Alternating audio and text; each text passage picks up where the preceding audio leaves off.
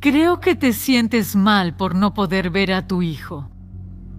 Pero si todavía tienes amor en tu corazón, dinos dónde están los restos de mi hija. ¿Dónde está mi hija? Danos ese cierre, te lo pido, de madre a madre. Jolene Cummings, madre de 3 hijos, trabajaba en un salón de belleza en Florida, Estados Unidos, cuando una nueva empleada llamada Jennifer fue contratada. Durante los días de trabajo, Jolene notó extraño el comportamiento de su compañera, pero no imaginaba lo que esa mujer sería capaz de hacer. En mayo de 2018, un domingo que además de ser el Día de las Madres, también era su cumpleaños, Jolene desapareció. Y lo que comenzó como una desaparición se transformó en uno de los casos más impactantes de Florida. Una asesina cruel, con más de 15 identidades falsas que nunca confesó el crimen y que hizo todo lo posible para entorpecer la investigación, así como el propio juicio.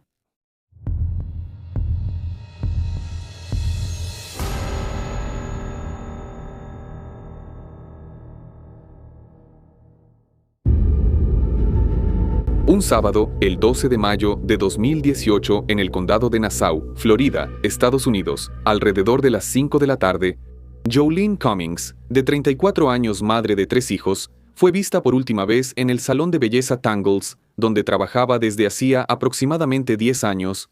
Ella era estilista. Siempre tenía nuevos clientes porque se promocionaba en línea. Las recomendaciones de boca en boca también ayudaban a aumentar esa lista, además de la cantidad de clientes fieles que ya la seguían desde hacía años. La desaparición de Jolene empezó a preocupar a familiares y amigos después de que ella no fuera a recoger a sus hijos en la casa del exesposo al día siguiente, como había acordado. Un detalle: ese día siguiente, 13 de mayo, además de ser el Día de las Madres, también era su cumpleaños. Jolene siempre fue vista como una excelente madre. Sus hijos eran su corazón. Ella se preocupaba por ellos, hablaba de ellos con todo el mundo. O sea, un día muy especial que esa madre seguramente no dejaría pasar. Su madre, Ann Johnson, no creía que algo malo hubiera pasado. Ella pensaba que, en realidad, Jolene simplemente no fue a recoger a los niños porque se había quedado dormida, ya que estaba cansada del trabajo, pues el sábado era el día más ocupado en el salón. Sin embargo, durante todo el domingo, ella permaneció en O. Al revisar si estaba en casa, no encontraron a nadie. El teléfono estuvo apagado todo el día. Así que, en la mañana del lunes 14, Ana fue a una comisaría para reportar la desaparición de su hija. El caso fue asignado al detective Wayne Harrington, y como de costumbre, empezaron a investigar a las personas más cercanas a la víctima. Jolene estaba pasando por un proceso de divorcio y una pelea por la custodia de los niños.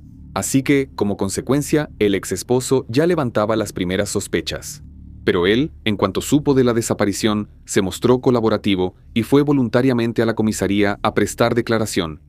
Él permitió que revisaran su celular, que hicieran búsquedas en su auto, dijo lo que hizo durante todo el fin de semana y, al ser verificado, todo coincidía. Él tenía una coartada y no parecía estar involucrado en la desaparición. Jolene ya estaba saliendo con un chico, el llamado Jason G., que se convirtió en la segunda persona de interés para la policía, ya que tenía un historial de violencia doméstica y abuso de drogas. Y la policía también tenía en el sistema un reporte registrado días antes de un episodio en el que él se enfrentó a Jolene dentro de su casa. Jason fue localizado el 15 de mayo y llevado a la comisaría para ser interrogado. Su declaración iba bien, estaba tranquilo, pero parecía un poco asustado. No tenía marcas de defensa en el cuerpo, solo algunos rasguños en la muñeca que él alegó que se los hizo su perro. Jason dijo que la última vez que vio a Jolene había sido algunos días antes. Él no podía detallar lo que estaba haciendo la noche de su desaparición y además alegó que había perdido su celular. Con toda esa información, la conversación se puso un poco más acalorada. Si pudieras estar sentado en nuestro lugar, escuchando tu declaración, verías que tu historia no tiene ningún sentido. Y ya te dije, esas cámaras son de verdad, entonces necesito un abogado que me ayude. Lo que necesitas hacer es confesar lo que le hiciste. Yo no hice nada, entonces, ¿Dónde está tu teléfono? Esta es tu oportunidad de limpiar tu nombre y tú estás ahí, actuando como un idiota. Ustedes están siendo arrogantes conmigo. Ya les dije que no tengo nada que ver con esto. Espero que te acuerdes de esto dentro de 6 meses, cuando estés mintiendo allá en el tribunal. Yo no estoy mintiendo. Claro que si tomamos en cuenta varios casos que ya presenté aquí en el canal, las probabilidades de que la pareja sea la responsable del crimen son altas. Pero si también tomamos en cuenta casos como Daniel Villegas, que estuvo preso inocentemente por casi 2 décadas, y el caso complicado del secuestro de Denise Hoskins, sabemos el motivo por el cual existe el término legal de que todos son inocentes hasta que se demuestre lo contrario. Entonces, ese interrogatorio de Jason nos hace reflexionar exactamente sobre eso, algunas situaciones de abuso policial y confesiones forzadas. No existía ninguna evidencia de crimen todavía, ni ninguna señal del cuerpo de Jolene. Aún así, fue enviado a la cárcel porque había violado algunos términos de la libertad condicional en la que estaba por el proceso que enfrentaba por posesión de drogas. Tuvo una audiencia preliminar para la fianza, pero como ahora enfrentaba 2 situaciones diferentes, porque lo incluyeron como sospechoso de la desaparición de Jolene, la fianza fue negada. Solo fue declarado inocente de esa sospecha después de que la policía divulgó el modelo de su auto, un Ford Expedition color beige, año 2006, y la placa, con el objetivo de intentar obtener pistas sobre su paradero. Y con eso, al día siguiente, el 16 de mayo, un hombre llamó diciendo que había visto el vehículo estacionado en una de las tiendas Home Depot. Los investigadores buscaron en las cámaras de seguridad del lugar. En el video, se ve cómo estacionan el auto 3 días antes y una persona vestida completamente de negro saliendo de él. Continuaron siguiendo los movimientos de la sospechosa por las imágenes y fue posible ver a esta persona, que se dieron cuenta que era una mujer, entrando a una tienda de conveniencia. Ella compró una botella de agua, pidió usar el teléfono para llamar a un taxi y se fue. En ese momento, toda la situación dejó de ser vista como una desaparición, porque había algo muy extraño ahí. Llevando esas imágenes al salón donde trabajaba Jolene, sus compañeros de trabajo identificaron fácilmente quién era esa mujer, Jennifer Seibert, que trabajaba en el lugar desde hacía apenas un mes. Y con eso surgieron nuevas informaciones sospechosas. Jolene y Jennifer eran las responsables de cerrar el salón exactamente la noche anterior al Día de las Madres. Y para completar, el lunes 14 Jennifer, de la nada, renunció. La policía consiguió la dirección que ella proporcionó en el registro del salón, pero esa dirección ni siquiera existía. La única información que tenían sobre ella era la información del auto, y, con eso, al inicio de la madrugada del día 17, Jennifer fue localizada en un condado vecino donde estaba durmiendo dentro del auto en un paradero de camioneros. De hecho, su auto era su casa. Ella fue arrestada bajo la acusación de robo del auto de Jolene. En el momento de la detención, dijo que nunca siquiera había entrado en él. En la comisaría ya se podía notar algo diferente en ella. Jennifer, que en las imágenes de las cámaras de seguridad tenía el cabello negro, ahora se había hecho luces y lo tenía mucho más claro. Ella era burlona, se reía de toda la situación, como por ejemplo, cuando el policía le preguntó si las esposas le estaban lastimando, ella dijo que estaban perfectas y que podía apretarlas más si quería. Durante las fotos para el registro en la comisaría, es evidente cómo ella se divertía con todo, por ejemplo, metiendo el aire para contraer el abdomen y parecer más delgada en la foto. Tenía un corte en la cara y heridas en la mano que, según ella, fueron causadas por lastimarse con ramas cuando se cayó andando en bicicleta. Ahora, el día 18 bajo interrogatorio del detective responsable del caso, Wayne, justo después de la primera pregunta, Jennifer ni siquiera intentó disimular que, en realidad, no era quien decía ser. ¿Con qué nombre quieres que te llamemos? Porque estaba hablando con el detective y él dijo que te estamos llamando por el nombre equivocado. Cuando ustedes revisen, Mis huellas digitales van a aparecer como Kimberly Lee Kessler. Nací el 9 de mayo de 1968. Tengo 50 años y he vivido con este seudónimo desde 1999. Estamos en 2018, así que son casi 20 años. Entonces eso es todo. Prefiero que me llamen Kim, sí. Yeah.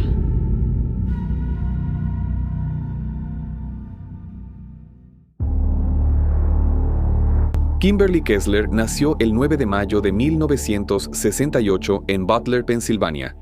Cuando era adolescente, abandonó la escuela secundaria después de conseguir una identidad falsa para salir del estado y trabajar como bailarina topless. Ella usó alrededor de 17 identidades en 35 ciudades diferentes en más de 10 estados de Estados Unidos. Ella encontraba los nombres en cementerios, lápidas, obituarios e incluso en sitios en línea sobre víctimas de crímenes. Incluso, Jennifer Marie Seibert, el seudónimo que ella usaba en el momento de este caso, es el nombre de una joven que falleció en junio de 1987 en un accidente automovilístico a los 13 años y que había sido enterrada precisamente en su ciudad natal, Butler. Sin embargo, según lo que ella misma dice, ella cambiaba constantemente de nombre para huir de un novio abusivo, asaltante, con quien salió hasta los 36 años en 2004 en Arizona. ¿Ocurrió algún accidente entre tú y Jolene? Creo que Jolene está muerta y que tú sabes dónde está. Tenemos que decirles a sus hijos que su madre se fue, pero necesito saber dónde está para al menos darles una respuesta adecuada. Personalmente, estoy trabajando en este caso entre 16 y 18 horas al día para encontrar la respuesta. Lo voy a lograr. Pero tú puedes ayudarme a hacerlo. No, no puedo. Yo no tengo nada que ver con todo esto, ¿ok? Te voy a responder así y puede que no te guste la respuesta. Quiero un abogado. Justo después de solicitar su derecho a un abogado, Kimberly no respondió a ninguna otra pregunta. El salón de belleza fue inspeccionado y aunque el lugar estaba muy limpio, fue con el uso de luminol que salieron a la luz las evidencias. El lugar estaba lleno de manchas de sangre que habían sido limpiadas con un trapeador y pasó a ser considerado como una escena del crimen.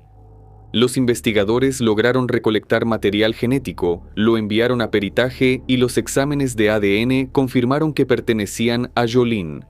También encontraron sangre de la víctima en los calcetines, botas y tijeras de trabajo de Kimberly. Se descubrió un nuevo video de vigilancia que mostraba a Kimberly. En él, aparece tirando una bolsa de basura en el contenedor ubicado detrás del salón y, más tarde ese mismo día, tirando un bote de basura azul en la maleza al lado de ese contenedor. Ese bote de basura azul fue localizado y dio positivo para sangre de Jolene, además de que también encontraron un pedazo de su uña. La policía fue a contactar a la empresa responsable de vaciar ese contenedor y así llegaron a un vertedero en Georgia. Ya era julio, hacía mucho calor porque era el verano estadounidense y ya había pasado bastante tiempo desde que ella desapareció. Esa tarea sería difícil porque en el vertedero toda la basura se mezcla cuando los tractores pasan para agrupar todo, pero aún así ellos buscaron. Después de mucha búsqueda, encontraron algunos huesos y al enviarlos para análisis, se constató que todos eran huesos de animales. Al final, no encontraron nada que los llevara a alguna pista de Jolene. La procuradora del estado, Melissa Nelson, en una conferencia de prensa, habló sobre la posibilidad de presentar una acusación de homicidio, incluso sin el cuerpo de la víctima. Porque, bajo las leyes de Florida, eso sería posible, y ese no sería el primer caso. Y lo peor era que lo que se encontró en el celular de Kimberly reforzaba aún más la idea de que había ocurrido un asesinato. Ella había hecho cientos de búsquedas bastante sospechosas en Internet desde que se confirmó la desaparición de Jolene. Entre esas búsquedas estaban compañeros de trabajo no encontrados, compañeros de trabajo sospechosos de asesinato, asesinas femeninas en Florida, sin cuerpo, sin crimen y muchas, muchas otras. Los investigadores intentaron contactar a personas que ya hubieran conocido o tratado con Kimberly en algún momento de su vida para armar un mejor perfil de ella. Un compañero de clase de la época de la preparatoria, cuyo hermano había salido con ella, dijo recordar que ella mencionó que se vengaría de él cuando terminaron la relación. Y, en el momento del reencuentro, ella esperó hasta que él se durmiera para golpearlo en la cara con un bate de béisbol. Otro exnovio de ella dijo que tenía un gato, pero que durante una mudanza ella le dijo que no podía llevárselo, así que le disparó al animal con una escopeta. Otro hombre, en Texas, que la conoció en línea, dijo que cuando fue a visitarla por primera vez, ella ya se ofreció para casarse con él. Un médico de Minnesota, que era dueño de un departamento que ella rentaba, informó que su estilo de vida era extraño y que Kimberly parecía ser una persona paranoica y que sufría de delirios. Varias personas dijeron que ella era violenta, loca, y solo por esos testimonios se puede ver que buena no era.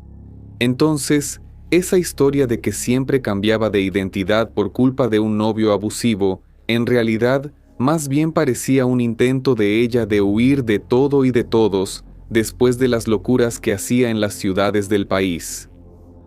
La policía obtuvo imágenes de un Walmart ubicado en Frena Beach, que muestran a Kimberly comprando un galón de amoníaco, algunos guantes de hule, bridas plásticas, bolsas de basura y un cuchillo eléctrico.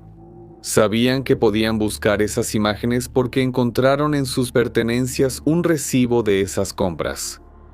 El cuchillo eléctrico que estaba en esa lista llamó la atención de inmediato porque era un cuchillo de alta potencia. A través de un peritaje fue posible constatar que era capaz de cortar partes del cuerpo humano debido a la fuerza y velocidad de la fricción de la sierra. Incluso sin el cuerpo, la policía creía tener pruebas suficientes para dudar de la inocencia de Kimberly. Siendo así, el 17 de septiembre de 2018, 4 meses después de la desaparición, fue formalmente acusada de homicidio premeditado en primer grado.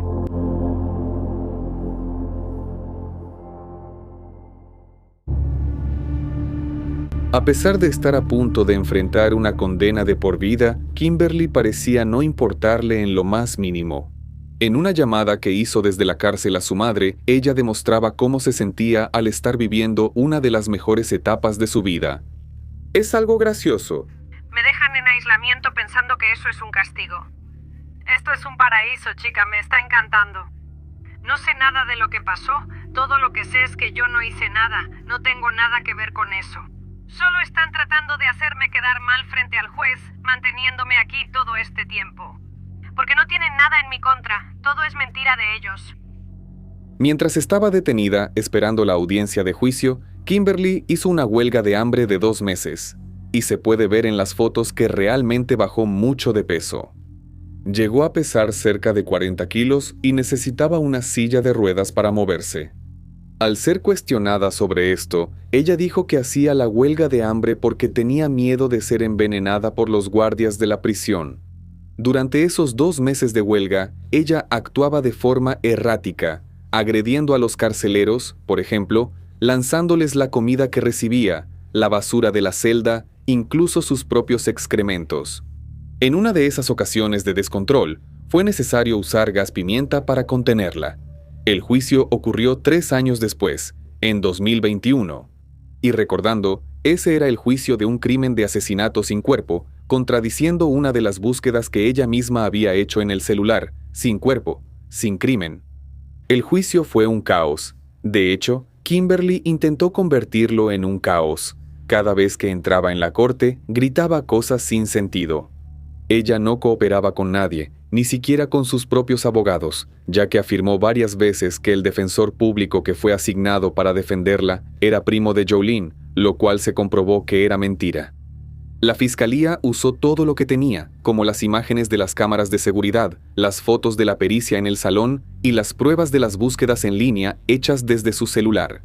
El defensor no cuestionó los hechos básicos, pero quiso decir que lo único que tenían contra su clienta era el hecho de que hubo una pelea física dentro del salón, pero que no podían decir quién empezó la pelea, cómo sucedió y cómo exactamente terminó todo. En cuanto a las búsquedas en Internet que se presentaron como prueba, él dijo que todo el mundo hace búsquedas extrañas en Internet, especialmente si se sacan de contexto.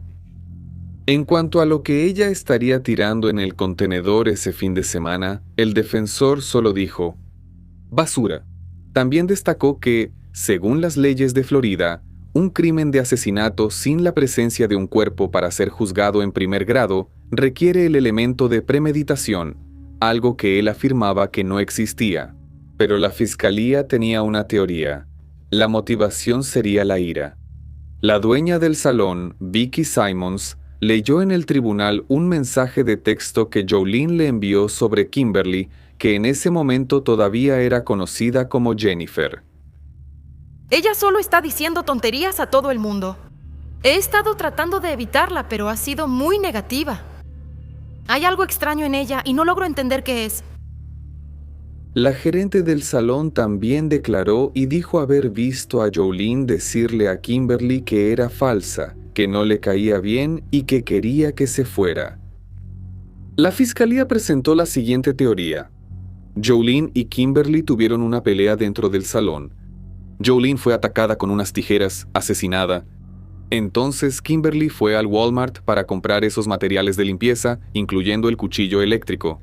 Regresó al salón para desmembrar a Jolene, limpiar el lugar y tirar todo en el contenedor de basura. Después de la deliberación del jurado, Kimberly, que en ese entonces tenía 53 años, fue declarada culpable de todos los cargos, que incluían agresiones a policías en la cárcel, varias infracciones de falsedad ideológica, robo del auto de Jolene y homicidio en primer grado. El día de la lectura de la sentencia, ella dijo que no quería estar presente y que prefería irse. Kimberly fue condenada a cadena perpetua sin derecho a libertad condicional. Después del juicio, la madre de Jolene, Ann Johnson, habló con la prensa. Fueron 3 largos años. 3 años, 7 meses y 9 días. Desde que Jolene nos fue arrebatada. Hoy alabamos a Dios. Lo alabamos por tener un veredicto. Esto parece un cierre, pero mi hija aún no ha sido encontrada. Tengo un mensaje para Kimberly Kessler. De una madre a otra madre. Creo que te sientes mal por no poder ver a tu hijo. Pero si todavía tienes amor en el corazón, dinos dónde están los restos de mi hija. ¿Dónde está mi hija? Danos ese cierre. Te lo pido, de madre a madre. El motivo de que Ann le hablara de madre a madre fue que durante los 3 años previos a las audiencias del juicio, se descubrió que Kimberly tenía un hijo. Ella hasta hoy afirma no saber nada sobre Jolene y se declara inocente. Kimberly fue condenada. Pero, lamentablemente, el caso deja muchas preguntas sin respuesta. ¿Cuál sería el verdadero motivo para que ella tuviera tantos seudónimos? Por la crueldad y las actitudes frías que mostró, ¿será que Jolene fue realmente su primera víctima? Lo que sabemos es que de alguna manera se hizo justicia. Pero la pregunta que sin duda es la prioridad para su familia es: ¿dónde está Jolene? Sus restos mortales nunca fueron encontrados.